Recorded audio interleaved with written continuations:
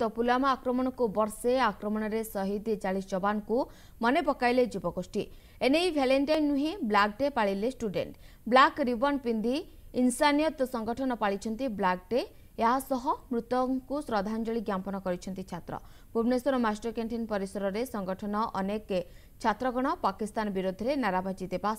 आज दिन में शहीद जवान को मने पकाइछंती सेपरि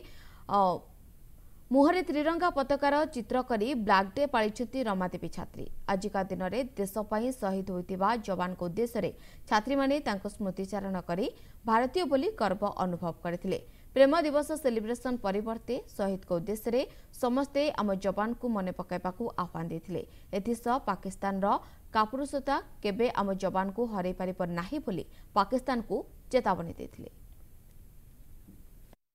आज आम जो जवान मैंने आमर जो चली जाते आर वर्ष पूर्व वर्ष जो चली जाते पुलवामा अटैक से जवान मान मन पकईकि आम गोटे कार्यक्रम करमती आज दिन तो बहुत भल दिन हेल्ले भी आम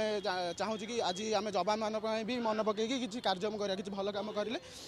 भल होता। आमर प्रथम कर्तव्य है जवान मान सम्मान देवा कारण आज आम सुरक्षित ये से दिन जेहतु 40 जन जवान एत संख्यार 3 दशक